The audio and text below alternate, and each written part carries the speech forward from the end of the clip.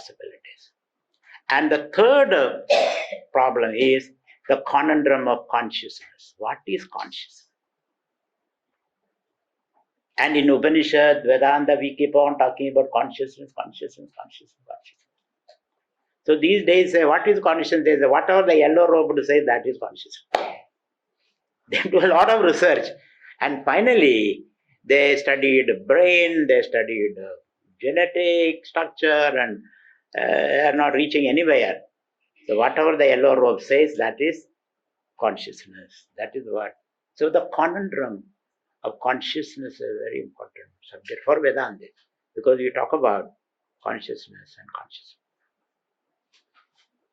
So the macro world, its explosive vastness. The micro world, its impossible possibilities, and the future of evolution, and the conundrum of consciousness, that also is very, very important. And in the process, we also are compelled to think about our security, our unity as a nation.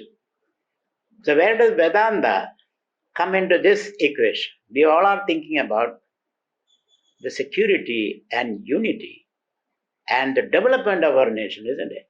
So as Vedantis, are we interested in it? Is the question. No, I'm not interested. The nation can go to hell. That also is not possible. So how do we bring Vedanta to shine upon, Advaita Vedanta, to shine upon these immediate issues, including whether women can go to Sabrimala of that particular age group? How can Vedanta help us in understanding that issue? Because most of the Hindus are agitated over that issue now. So if I talk Advaita Vedanta, you will be thinking, can women go to Sabrimala? That is what you are thinking. So therefore, the Advaita Vedanta doesn't even appeal to you. It seems so vast. So how do we understand the contemporary issues in the context of Vedanta? The security of our nation, the unity of our nation, development of our nation, should it be inclusive development or development with inequalities? What kind of thing that we need? How do we situate it?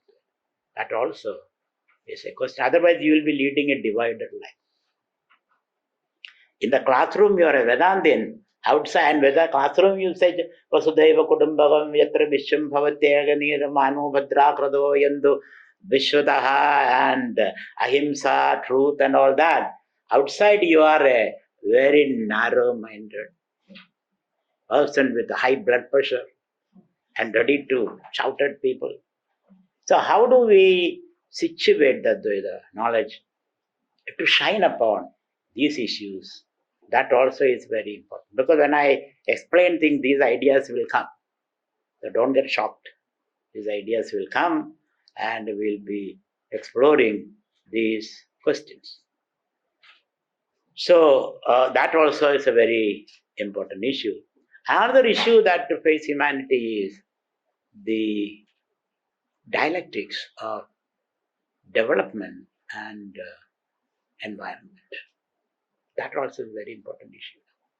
Because these are the issues which agitate young people. I don't know whether you are agitated by these issues. Because you are ready to die. So I am not to see a situation that we will be dying. We will be coming back again. We will be exploring again. So it is not we are looking towards immediate death. Even after death, I will rise up like a phoenix from the ashes, so that I can explore the Brahman on an ongoing basis. Brahman is infinite, isn't it? So with one life, I may not be exploring its full possibilities. So in the process of exploring and experiencing, I may create new ideas, new identities, new personalities, so that I can explore the infinitude of Brahman in manifold ways. Therefore, I am not looking forward to death. I am looking forward to some new possibility. That should be our spirit. So therefore, these issues are the dialectics of development and environment.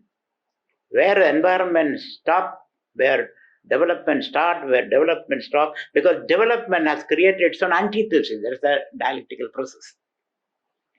Development has created its own antithesis called environmental issue, isn't it?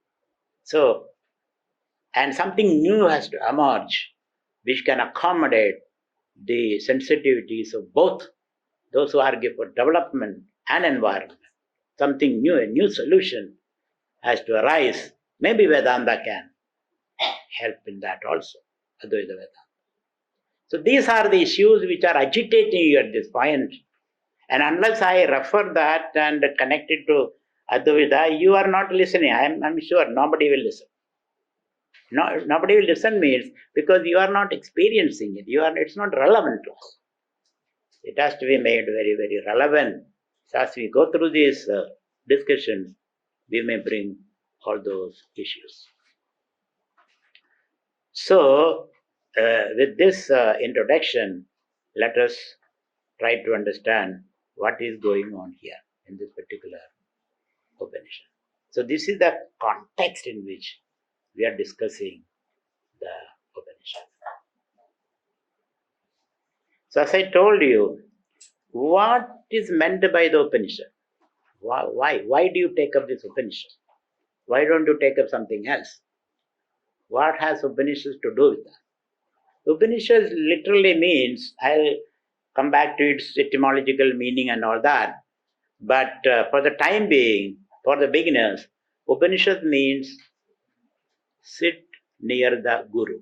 That's the meaning of the Upanishad. Sitting near the Guru, your guide, your coach, your mentor. That's the meaning of Upanishad. Sit near.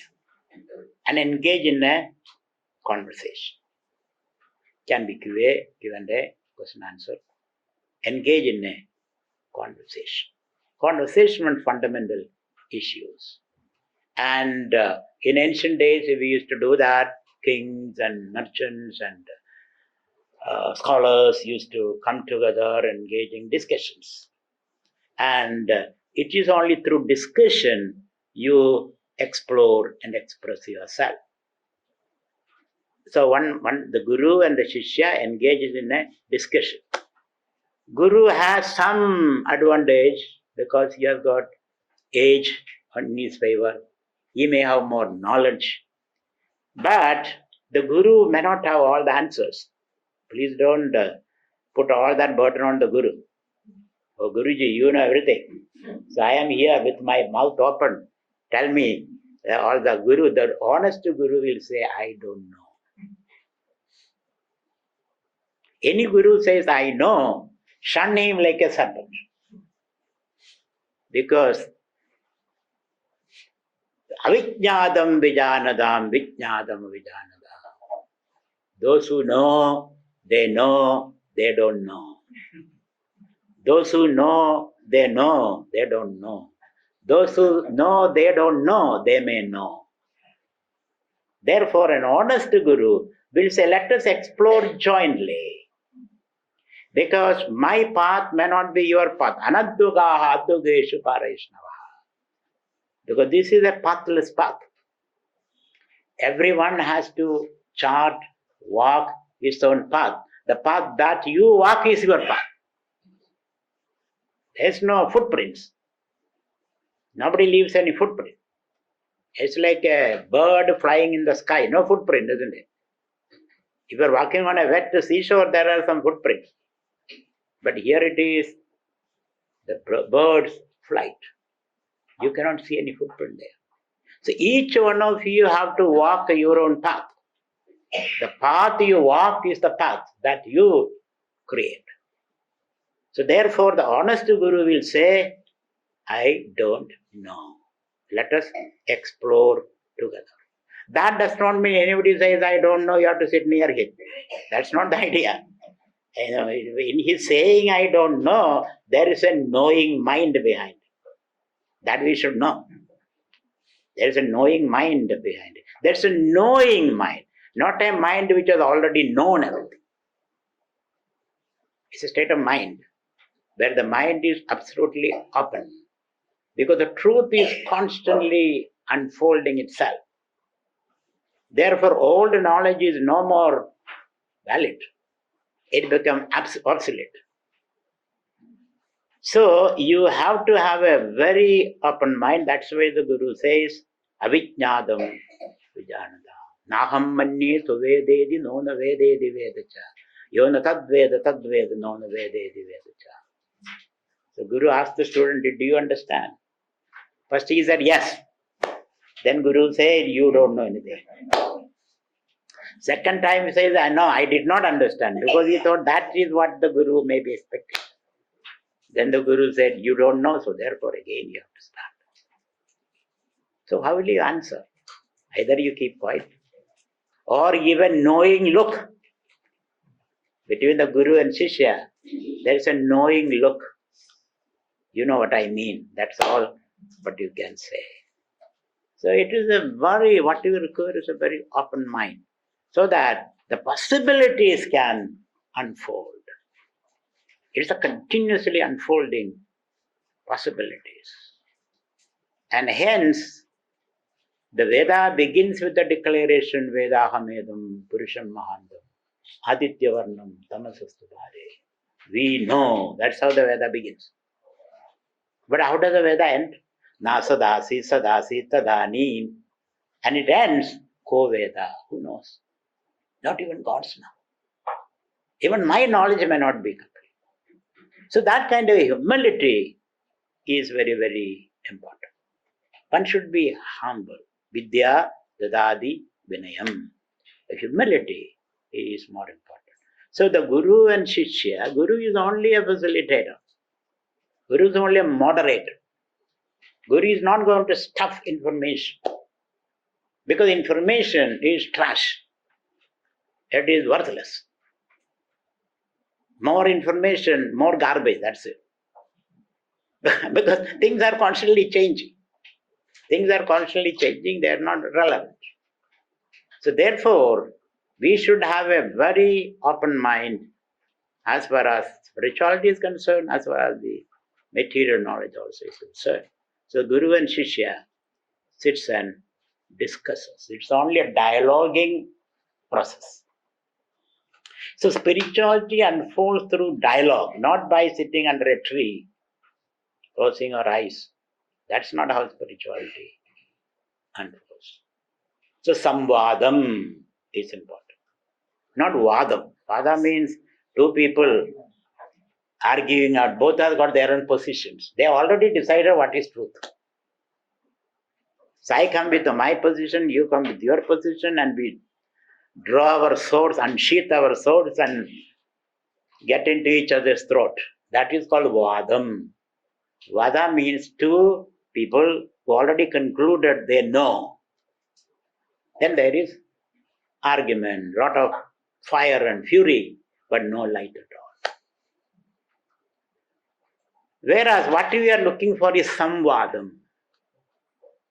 Samvada means an inquiry, a dialogue, or a debate, or a conversation to know. And the knowledge is always fresh. So that kind of an open mind is what is necessary here. We may adopt the technique of Advaita Vedanta, but Advaita Vedanta is only a tool as far as knowing the truth is concerned.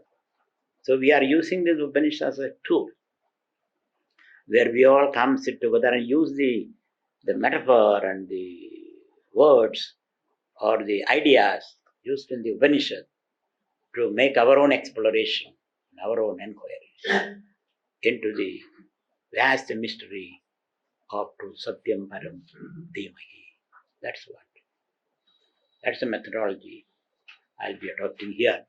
So it's a conversation. So you may have your own questions when we go about in the inquiry. You may have your own questions. So questions you can keep, because I know what are your questions. Because I asked the same questions long back. And new questions are there, we'll entertain. Old questions or all answers are here. So you have to ask a new, unique question. Old questions are because this is a 2000-year-old history behind it. So many people have come, many questions have been asked, have been explored, and then So if you have unique questions, write down. Your time will come, then we'll be addressing those questions. So it is a samvada, dialogical form. And in this samvada, we take the help of the scripture. The scripture is a pramana. We accept the scripture as a pramana. Pramana means prama jayade anaya iti pramanam, by which knowledge takes place. Prama jayade anaya iti pramanam. Some of these things you can write down on the board later, so people will know what it is. Prama jayade anaya iti pramanam. So through which, using which, knowledge takes place. So for any knowledge, you need an instrument, a pramana. To see the book, I need a pramana. To see the book. What is a pramanam for that? My eyes. Isn't it? To taste the sugar, I need a pramanam. What is the pramanam? My tongue. You have to put sugar crystals on your tongue and the saliva. When it melts in your saliva, you say, this is sugar. So that's a pramanam. So for everything, there is a pramanam. And so this is called pratyasha pramanam. And certain things you know through anumana pramanam, inference. You see only certain signs. You don't see the thing as such or as it is. You see certain signs, signatures. And the classical example is Parvadaha Vanniman. Fire, there is fire on the mountain. But do you see the fire? No. So how do you come to the conclusion? Because I see smoke. Yatra yatra vannihi, yatra dhumaha, tatra vannihi. So you create an inference from that. So inferential knowledge also is as valid because based on pratyasha. So these are all as far as the material world is concerned. Now there are higher truths for which we need pramanam. Equally the pramanams are necessary. Some people say simple meditation is the pramanam, which they call the direct method. You simply sit down and meditate. So but the experience is, your meditation also, outcome of the meditation depend upon your prior knowledge. For example, Newton sat under the apple tree, and an apple fell on his nose, and suddenly his discovery comes, isn't it? But if suppose the apple fell on your nose, only your nose bridge will be broken. Nothing will happen. Newton had the prior preparation, and when this incident happened, the knowledge happened in him. So the prior preparation is necessary. Then that is why Shravana, Manana, Nididhyasanam. The prior preparation is necessary. So first is Shravanam. You have to listen. You have to listen to the scripture. The scripture is accepted as a pramanam here of knowing. After knowing, you may have your own doubts. That is why Mananam. Even having the doubts are cleared, but your old habits still have not left it. How do you break those habits? That's why Nididhyasanam. So Shravana, Manana, and Nididhyasana. These are the things you have to write down at least. Shravana, Manana, Nididhyasana is necessary. You heard it several times, but it's worth repeating once again. So first you listen. So listening becomes the pramanam to understand what it is all about.